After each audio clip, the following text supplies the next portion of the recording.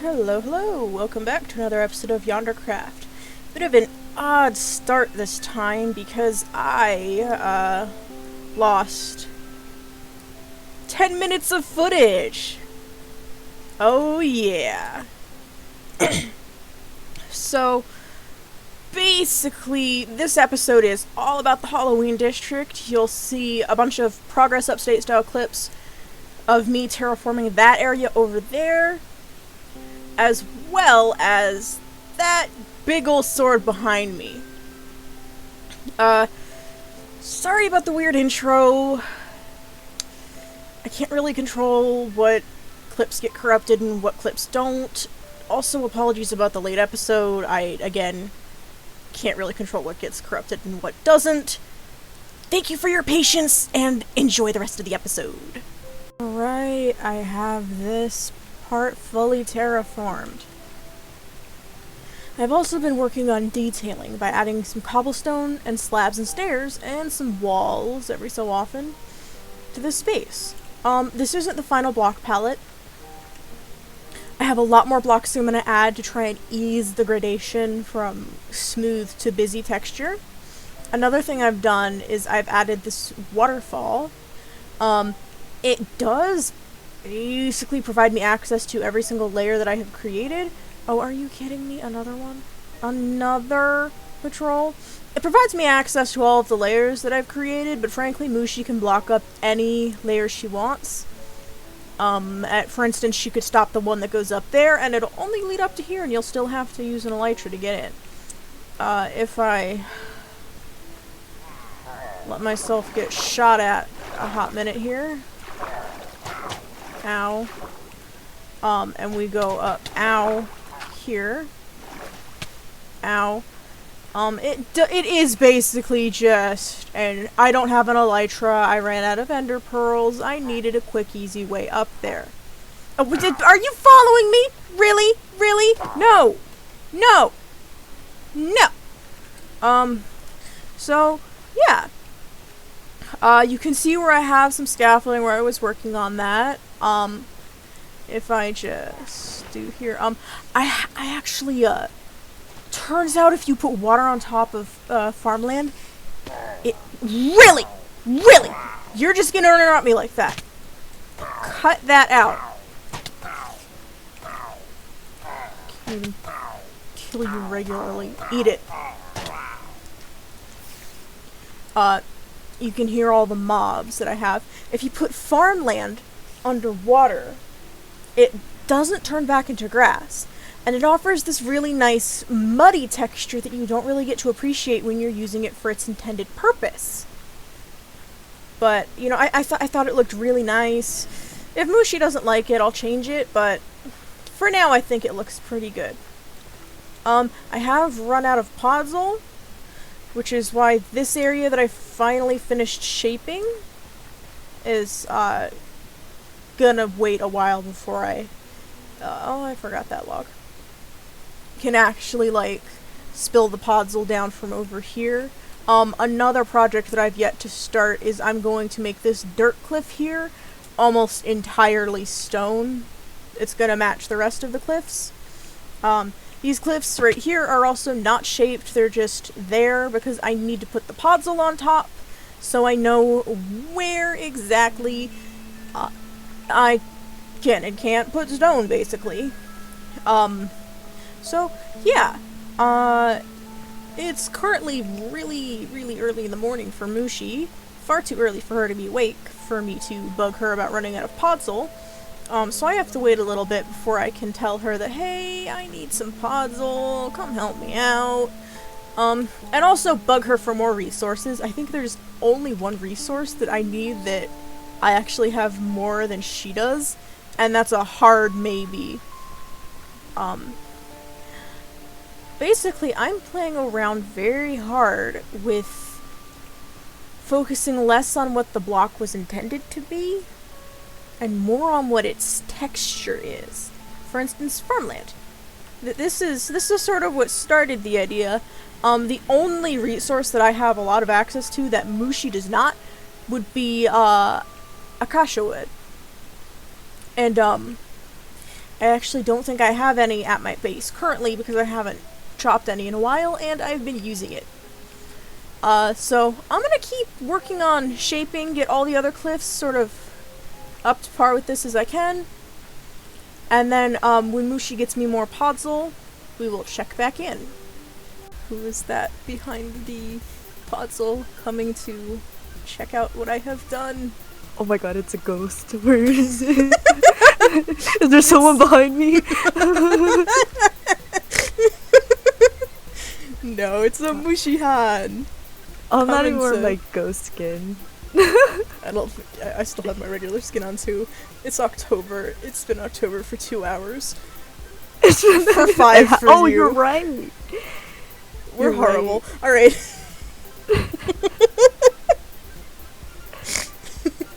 Alright. I've been working on the terraforming job that you requested. It looks really good. Very done. Tim Burton vibes. It's Halloween. I had to. I've also been sort of incorporating that in other spots.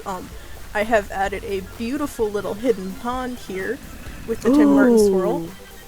I see. This was partially an excuse because I ran out of ender pearls to I can swim up all the way to every level that I terraformed. Oh, there's a phantom head up there. I don't have anything to... I got it. Oops. But no, this is Geralt. He is the, he's the Witcher. He's on the same level as me. They work for the two leaders of the manor, who no one knows about yet. So yeah. I mean, they've got a pretty poggers place that you built for them here. This is beautiful. Oh, thank you. I like how winged the entire thing. I like how you managed to translate the really interesting exterior into really cool decoration for the interior. It was a complete accident, but thank you! Alright, so glad you like the terraforming. The castle is pretty cool, not gonna lie. Thank you. My clients are in love with it. And yeah. You're working very hard. I will try to get you as much podzol as I can soon, but it is 6 a.m. and I have not gone to sleep yet, so... I think like maybe another shulker should do it. Which, I'll try to now that I say it is a lot, but like... No, it's okay. Because I go to the Mega Taiga, and I go farm at there for spruce and dirt there anyway, so... Smart. Yeah, so it's not a big deal. Alright, so fun chatting with ya. Yeah. Bye-bye. Alright, so Mushi delivered on the extra shulker of podzol, and I was able to finish all of the podzol. Oh, it's Mushi right now. Right next to what else I was able to finish. The cliffs.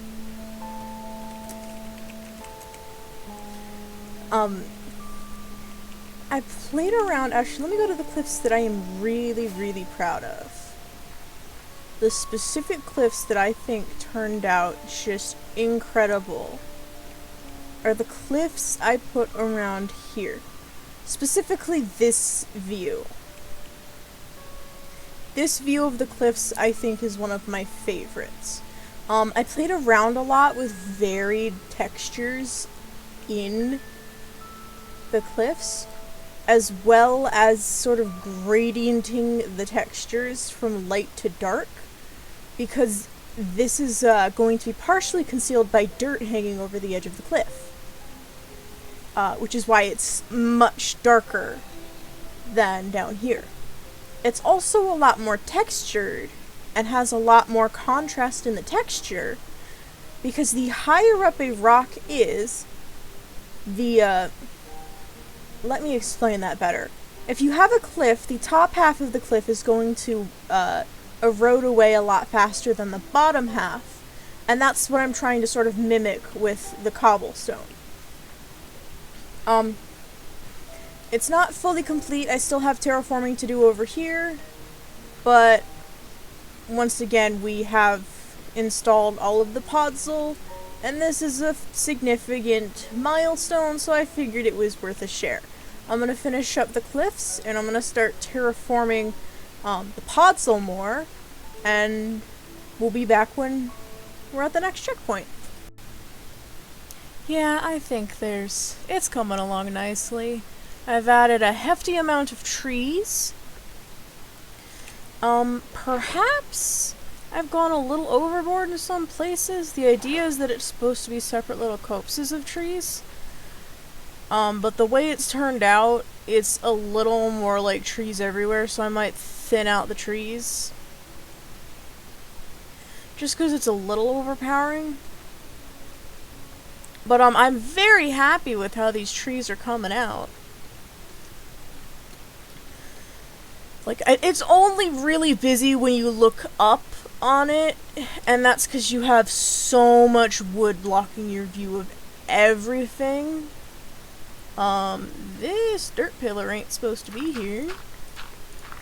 The second you're above them, it actually looks pretty nice.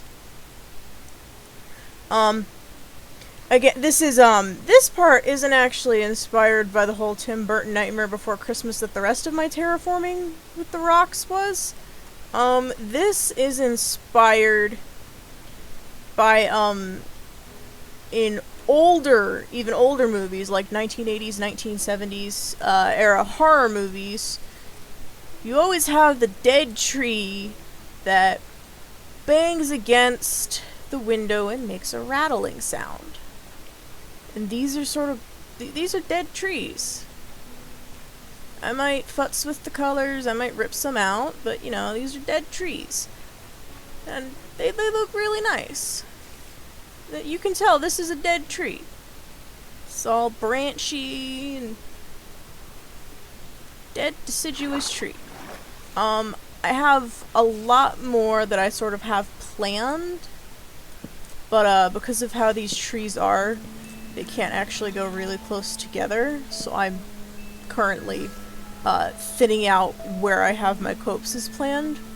I've already thinned out over here, but like those two, I'm probably gonna have to pull one because too close together. Got a few up here. I'm actually gonna pull this one because I think it makes it too crowded. Or, actually no, we'll pull this one and we'll leave the other one, but yeah. We've got so many lovely trees.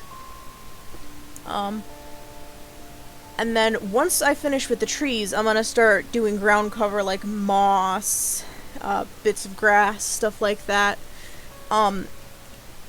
If we look over in some of the other Halloween District era stuff, specifically over where I think this is Arrow's Magic 8 Ball,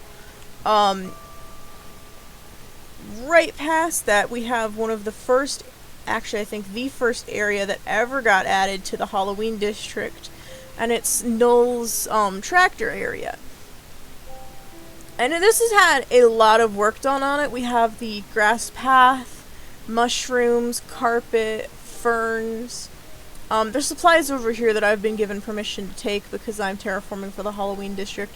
But you know, if we look, this is all very like autumnal. It's tame Halloween. The castle I'm doing a much more hardcore horror sort of vibe. So it will be lit, there will be areas of light, I am not going to leave it completely spawnable. However, you won't be able to see the jack-o'-lanterns.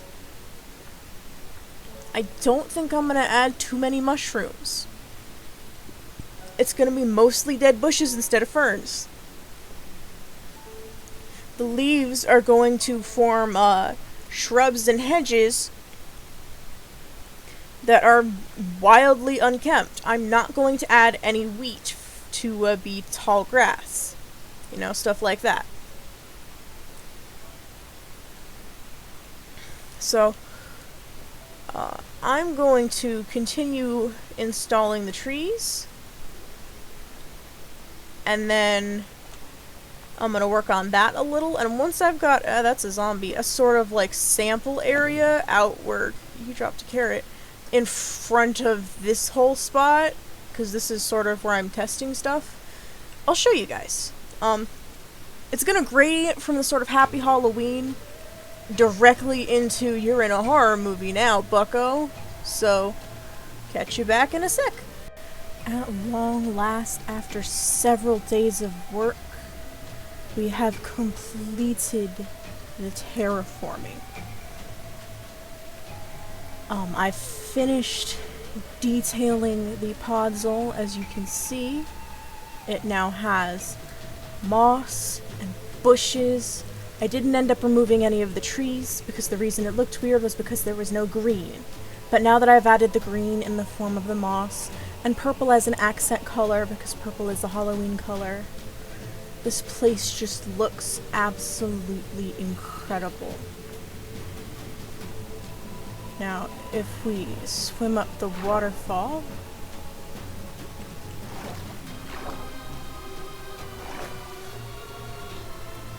we can see that up here I have also completed a fair bit of terraforming. But this isn't the best place to view it. No. The best view, which is something that I'm very glad I was able to actually, like, explicitly account for. The best view is right here. You can see the entirety of the biome. You can see where I've hidden lights. You can see how scraggly the trees are. You can see all of the detail. And it's just beautiful. But because I don't have an elytra, we're missing a lot of angles where it also looks really beautiful. So I'm gonna break out the camera account, and you know, we're gonna enjoy this a little more. Alright, so here's the build with Sonic Ether's unbelievable shaders on. As you can see, it is wonderfully Halloween-y. And the rain atmosphere really helps with that. It looks incredible as the sun starts to rise. You really get a sense of this is a spooky environment. This is some place to be scared of, even though the castle isn't quite finished yet. You know, we've got our scraggly trees. We've got our bushes. My shaders are glitching a little with the purple glass. It's super vibrant and dark beneath that, but you know, it looks nice. It looks exactly how I wanted it to be. We've got this genuinely spooky biome with this eerie purple smoke coming out of it. And you know, I think this turned out really, really well. I'm really happy with this. And on that note, there's one more project that I want to get done this episode. Alright, so this is where we're going to be building the second sort of minigame that I'm putting in the Halloween district. You can see I've halved the size of the corn maze. This is so that I can actually complete it before the end of October. If I can climb up there without falling off, we can clearly see that I'm about halfway done. I went from being an eighth of the way done to halfway done, which tells me that this was really just too big of a project to do full size, so I halved the size, and it's still a fun corn maze, you know, walk through it, you get lost, there's no actual path to the exit yet. Over here, we're gonna do a bit of a different game. I sort of have an idea for what I'm gonna do for this, but not fully, so I'm gonna go ahead and try and throw down some basic plans, and we'll be right back. I forgot so much stuff, but I figured that since I'm running back to my base, I could show you guys that I did in fact finish the nether tunnel, and it turned out great. It's also really fun to run down because you get to watch the colors shift. Alright, so you can see I've got this plaza here. It's not done, it's not detailed. I don't think this is going to be the final form. I'm probably going to make it block here because I don't really like it. This is going to be just a massive sword. And you'll understand why towards the end of this build. I'm going to fix up the platform and get started on the sword, and then we'll be right back. I can't get out of the water. Alright, now we'll be right back. Okay, yeah, so maybe I got a little carried away. And let me show you what I did, so that way I can address exactly what you're going to think the second you see it.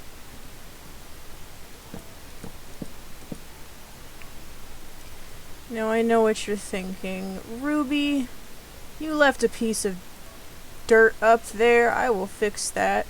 But also, Ruby, what in the heck does a giant sword in the middle of the Halloween district have to do with your minigame? Well, it's simple. I don't have the rules written quite yet, but I do have a lectern and a book to do so. This Halloween, I am running a game called Beyond Brutal. And it's a game where all of the Beyonders try to kill each other, basically, with one exception. No weapons. Can't use a sword, can't use a bow. I'm even outlawing tools to kill people. Nothing by hand, you gotta use traps. And this is because a lot of the people on the server, I'm going to fix that dirt while I talk. A lot of the people on the server are really good at redstone, whether they admit it or not. Like, we've got Python, we've got Null, we've got Egg, we've got Cluck. There's Mushi's good at redstone. There's so many people who are adept at redstone and making redstone devices that I think that this would be a fun game. And the best part is you don't even have to know a lot of redstone to do it. You just have to be able to set up a trap that people won't notice until it's too late. So I'm gonna get the book read, and then get something for visual symmetry there, because this is going to... I don't like... Actually, I'll just stick an armor stand there with a head on it. So I'm gonna go ahead and write the book and get the armor stand in place, and when we're back I'll explain the rules. Alright, and that is the completed project. I've gone and took a screenshot to show the other Beyonders, so that way they know that they only have until... Or actually, while we're about to read the book, I have everyone's head in a chest. I have the armor stand here. I have a sign so they know where to put their head. And we have the book. I'm gonna go ahead and read it. If you just want to skip to the end, you can. Welcome to Beyond Brutal, a game about killing Beyonders. Costs 15 diamonds to enter, you put your head on the wall. Beyond Brutal is a game about killing other Beyonders in the most brutal fashion imaginable. You can kill a fellow Beyonder with a trap, or monsters, or a weapon, any way you like. Simple. There are two teams, the living and the dead. If you die, you can still participate, but the game ends when there is only one Beyonder left. Dead players must change their skin to reflect their dead status. Now, on to scoring. Points can be scored by killing other Beyonders, with more awarded for creativity of the kill and the more Beyonders you kill in one shot. The goal is to kill the most players as possible by the end of the game. Killing a dead player counts for scoring. You are not safe once you're dead. Traps can be laid anywhere in the community areas, but do take care to preserve them. You must ask before setting a trap in another player's base and warn them where it is. A kill where the Beyonder is completely unable to escape, i.e. a TNT minecart box trap, counts as a brutal kill. Brutal kills are worth more points than other kills. Brutal traps cannot be set where non-players frequent. There are several prizes to be awarded at the end of the game. Last man standing, most brutal kills, most kills, first blood, first death, and many more. Death does not exclude you from winnings. The winnings for each prize are handsome, but most will remain secret until the end of the game. Some prizes are worth more than others depending on how difficult they are to win. The payment to enter goes to the prizes. Rules. Non-players do not count as kills. Traps where items are lost are free game. Ruby will replace lost goods. I can make a dead skin for you if you want. Teaming is encouraged. Prizes will be split evenly between members. Have fun. The game begins October 15th, 9 a.m. EST. Place your head on the sword to confirm your entry. If you have any questions or need help, contact Ruby. I'm always happy to help. Go ahead and reset this. Bounce back over here to get it in the full shot. Yeah, so there we go. That's Beyond Brutal. I'm hoping that it gained some traction. We had a game similar to this last year, but the Halloween district wasn't particularly frequented, and so there weren't that many players. I think it ended with a PvP match between a player who didn't do much at all, like didn't log on the server frequently, at that time, and another player who had just survived somehow. So I'm hoping this one will encourage more interactions, because you have to kill other people to win. You have to enter, and you have to kill other people. That's the whole goal of the game. Or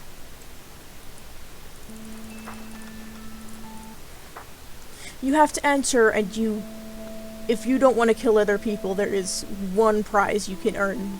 Basically, you can get last man standing, or first death, and that's it. Currently. Don't tell the other Beyonders. I want to be on the lily pad. Don't tell the other Beyonders, but there are some secret prizes. I'm not going to mention them now. They will be revealed at the end of the game before prizes are doled out. So, yeah, that's Beyond Brutal. And unfortunately, that is all the time we have for today. So, thank you for watching. If you're part of the morning crew, I hope you have a great day. If you're part of the evening crew, I hope your day has been great. And if you're part of the afternoon crew, well, I hope your day is going alright. I've been Ruby Robotic, and I'll catch y'all in the next episode.